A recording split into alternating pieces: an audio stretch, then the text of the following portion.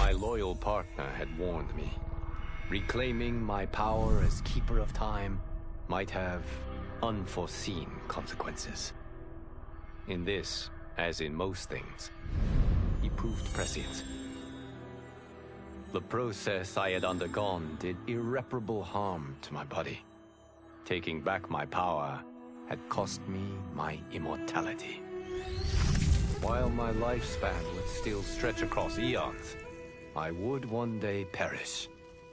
And if the war with Titan Shang Tsung taught me anything, it is that this timeline is not safe without a protector.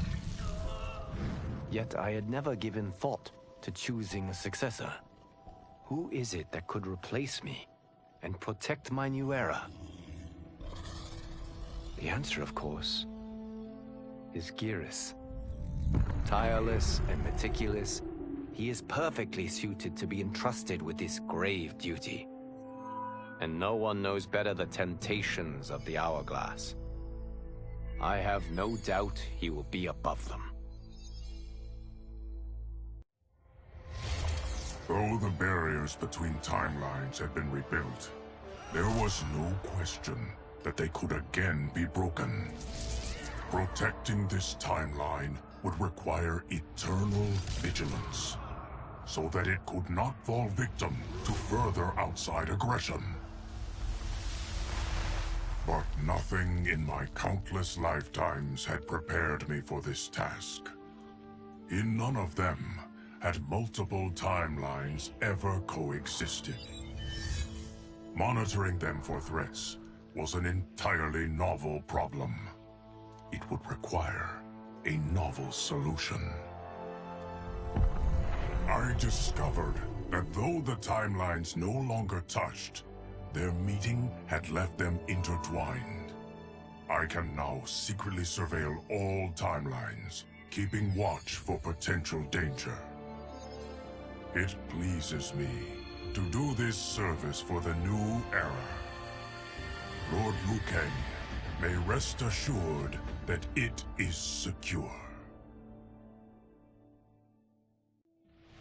I couldn't believe that Liu Kang welcomed me in Earthrealm, or that he thought me worthy to study with his Shaolin masters. After a lifetime of wishing for one, I finally had a home. But my joy was tempered as I thought about Serena. My shadow sister was still under Quan Chi's yoke, and she deserved a life free of him as much, if not more, than I. Quan Chi and my other sisters proved tenacious, but they were no match for my blade. I snatched Serena from them. Then Liu Kang helped me break Quan Chi's spell. Her mind free of his influence for the first time in years, Serena chose to join me in Earthrealm. My sister and I once again fight side by side. Only now we do so for Earthrealm. Together, we have formed the Order of Light. It was inevitable that the Shaolin Masters had me join them. They knew just how much future initiates could learn from me. Shujinko was one of my earliest. His ability to absorb anyone's powers and skills was amazing. With the right training, he could become our greatest champion. I knew that I alone could give it to him. But as his proficiency grew, so did his ego. In love with himself and his power, Shujinko became a threat to the realms. He hadn't learned humility, because I wasn't the one who could teach it. I should have listened to Raiden's warning and not tried to train Shujinko alone. After he was subdued, Shujinko's accumulated abilities and memories were taken from him. He is once again a new initiate, ready to begin his training. This time, Raiden and I train Shujinko together. He will become the champion he is destined to be. And I will fulfill my duties, humbly and cooperatively.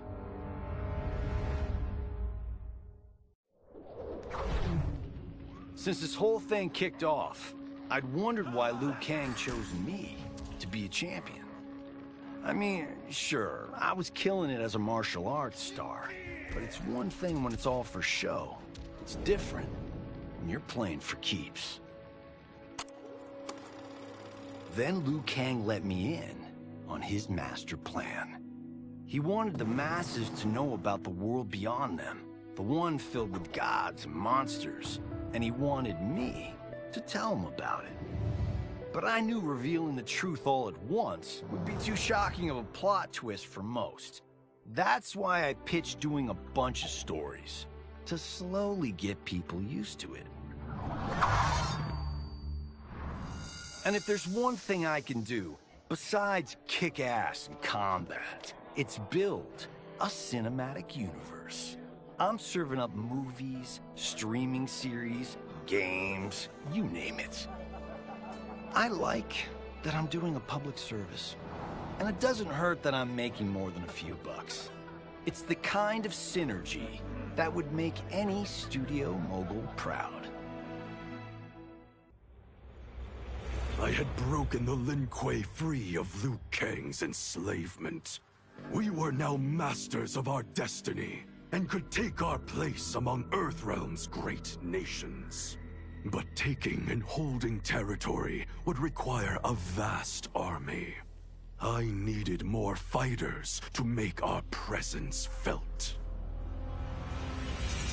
Then I recalled Shang Tsung's dragon warriors. An army of them would be unstoppable. But trafficking in such strong magic would surely draw Liu Kang's attention. Sector advised that we avoid detection by building our army using science, not sorcery. We've invested much into this endeavor, and we are beginning to see results. Once again proving the depths of Sector's genius. When we are done, all of Earthrealm will honor our desires and heed our demands. If not, they will face the Lin Kuei's wrath. No sooner had Titan Shang Tsung been defeated than Bi-Han and his loyalists hunted us down. Outnumbered, we fled to Japan. There, we sought refuge from an old family friend. As children, we played together. But Harumi Shirai was a woman now, the head of her clan. Her strength, beauty, and intellect awed me. Also incensed by Bi-Han's betrayal, Harumi agreed to help me forge a new clan, one that would stand against him and defend Earthrealm. Her aid proved invaluable, and as time went on, we grew closer. To honor Harumi and pay respects to my new bride, I named the clan after her, calling it the Shirai Ryu. Now the battle against my brother begins in earnest. The Shirai Ryu won't rest until Bi-Han is defeated and the Lin Kuei's honor restored.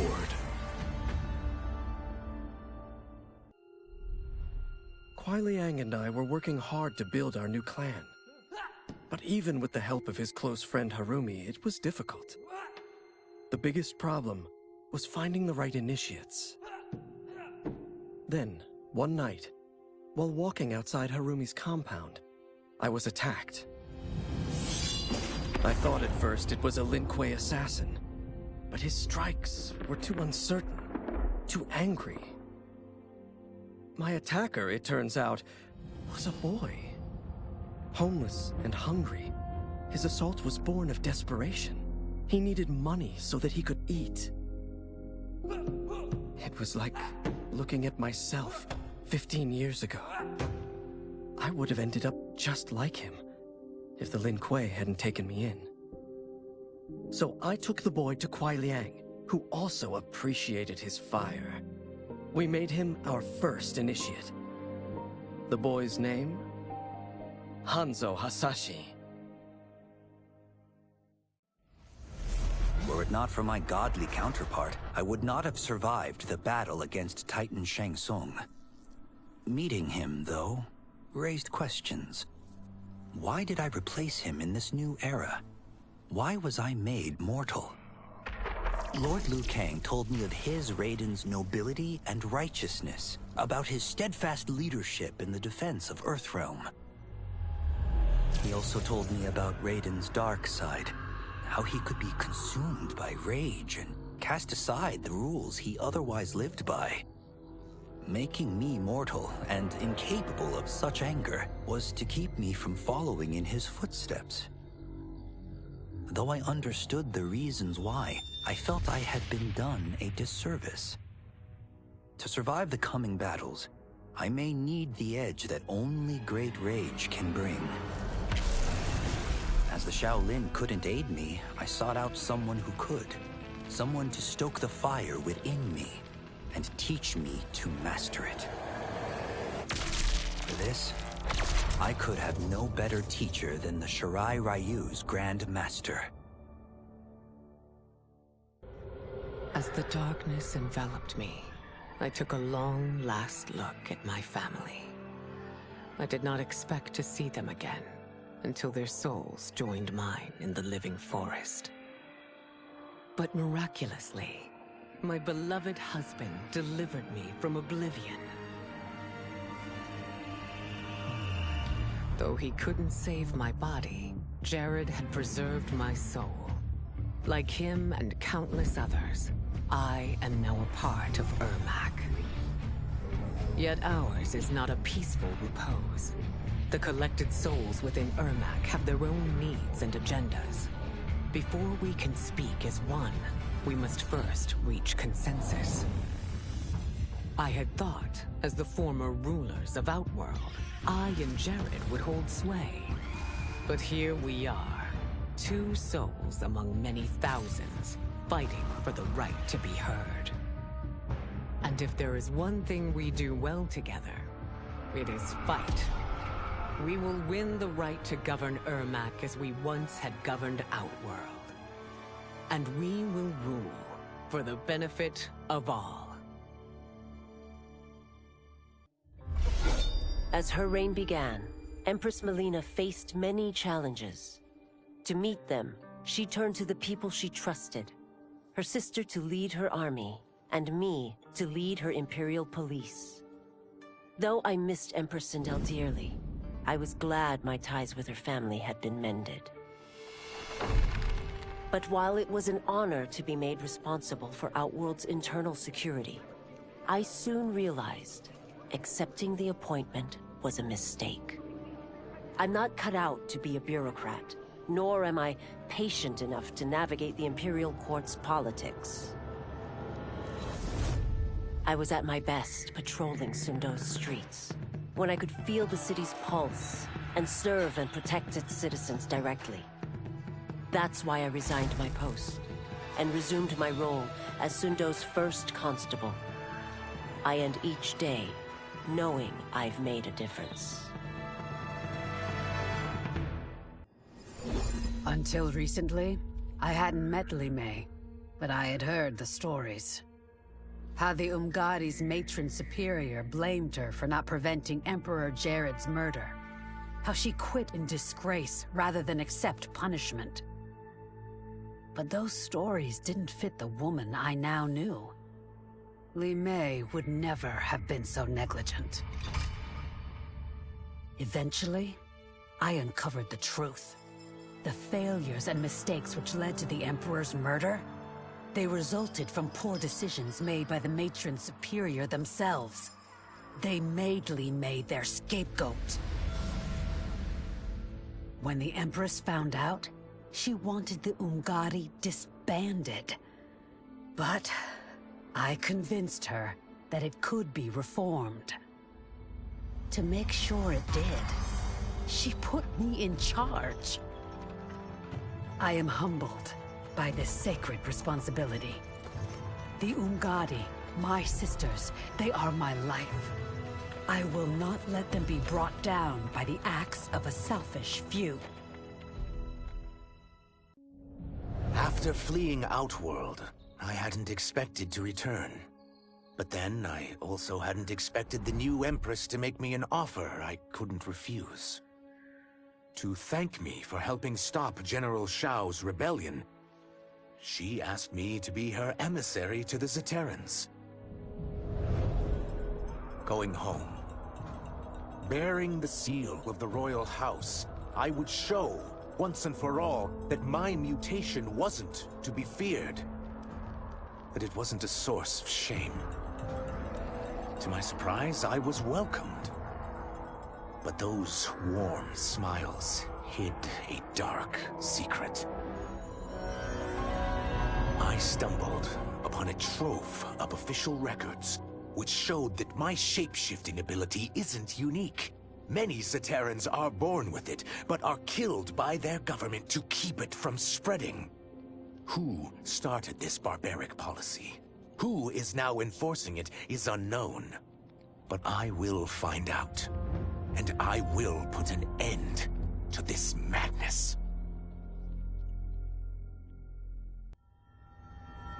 While the regime had changed, little else had.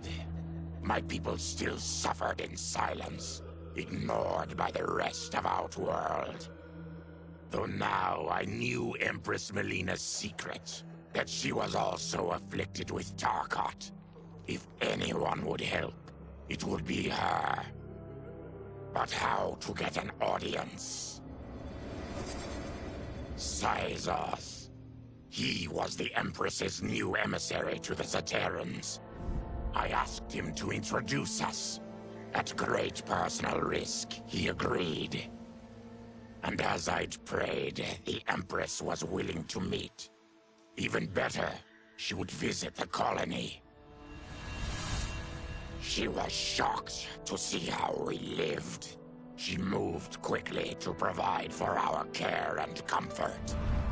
Thanks to the Empress and Syzoth, we Tarkatans are no longer pariahs.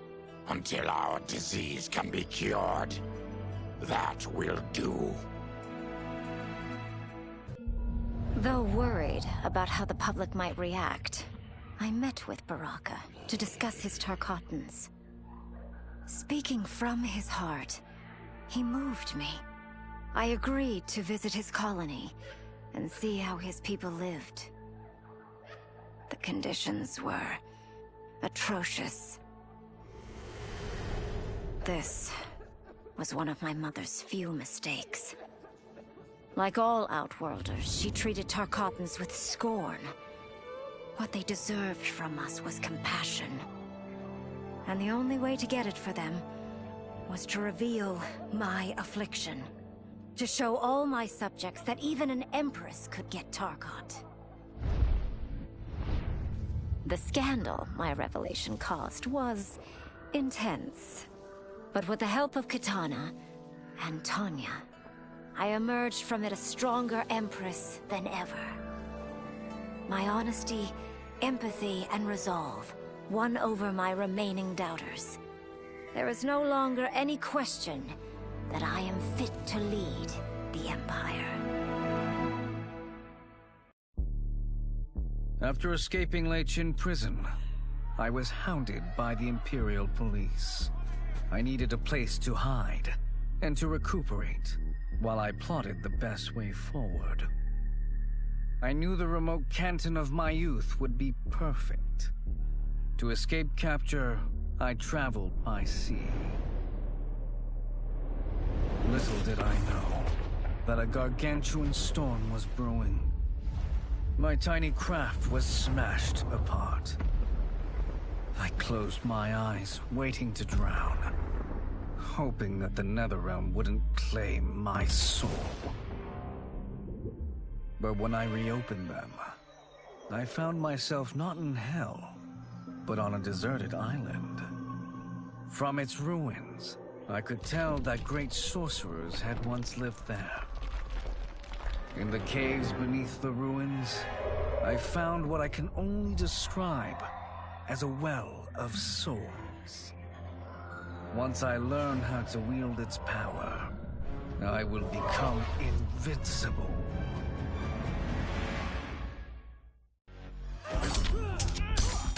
I wasn't looking for allies against the Yakuza, but I found one in Special Agent Jackson Briggs. He'd heard gangsters plotting to kill me on a wiretap and came calling, hoping I'd be his informant. We planned to part ways when we got the job done, but then Shang Tsung showed up to steal Sento. Needless to say, Jackson had questions. It blew his mind to hear that the stories in Johnny's movies were real. Once the shock wore off, Jackson quickly sized up the threats Earthrealm faced. To deal with them, he got his bosses at the FBI to form the Outworld Investigation Agency. When he asked me to sign on, I hesitated. After all, me? A government agent? But it's an important job. And more importantly to me, an honest living. The battle had been lost, but the war isn't over. I won't stop fighting until I take Outworld's throne. That they thought Lei Chin Prison would hold me is laughable. Once free, I began planning my next campaign. I would need an unstoppable army to overthrow Mileena. Unfortunately, most of my former soldiers lacked the courage to rally to my standard. Rebuilding my army would require finding new recruits. And that task is proving easier than expected. Outworld's golden age has left more than a few behind. Without hope, without power, they eagerly heed my call to tear down Mileena's government. General Shao's revolt left Outworld's armies in tatters. We were vulnerable to enemies both foreign and domestic. That's why my sister asked me to take command, to stitch her military back together and purge Shao's loyalists within it. She trusted only me with the task. The soldiers, however, had little faith. They thought me a spoiled dilettante, unprepared and unfit to serve. That I could fight mattered little. All that mattered was that I wasn't one of them. I finally earned their loyalty by orchestrating an epic victory over Shao and his rebels. Though the general himself escaped, his forces were smashed. For as long as I am able, I will lead the Empress's armies in defense of Outworld. Through strength, we will achieve peace. With General Shao freed from prison, we began raising a new army against the royal family. Though many were eager recruits, few were good at soldiering. It was so bad, the general was forced to change tactics. He decided that we needed a doomsday weapon. That weapon isn't a thing, though. It is a monster. Onaga, the Dragon King. The general told me the old legends were true. That his ancient ancestor defeated Onaga, trapping him deep inside Mount Sagan. The Dragon King is still there today. His pent-up fury waiting to be unleashed. Because Onaga is so dangerous, the general wouldn't risk trying to tame him before. But now, he feels we have no choice. Though I likely won't survive, I accept this mission gladly. I can think of no greater honor than to give my life in the general's service. Quan Chi's defeat had cost me everything. For months I had furthered his plot, and now I had to start over. Saido's people were still in chains. That's when Rain approached me. On the run from Empress Mileena, he was desperate for help. And though I'd had my fill of sorcerers, this one was different. I agreed to provide him safe haven. He agreed to help topple Saito's government. And topple it we did. Rain summoned a wave so fast, so powerful, that it crushed the capital. Saito's fascist rulers were swept away. My people are finally free. They can chart their own course, needing only to follow their own desires. Their lives are now blessed by anarchy.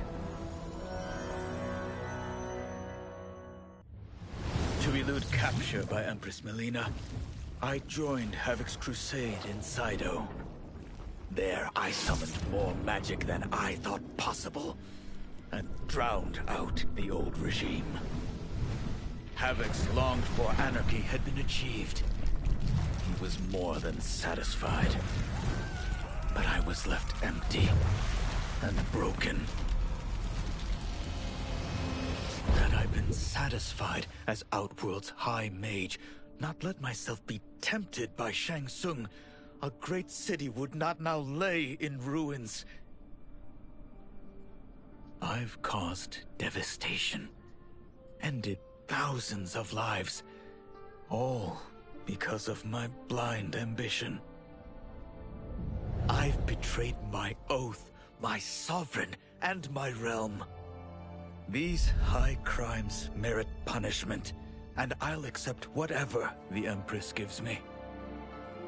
My only ambition now is to one day be forgiven.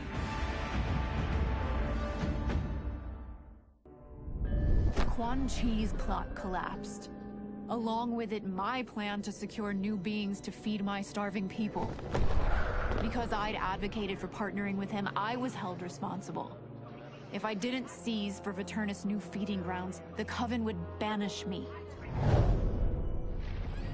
But then, I had a revelation.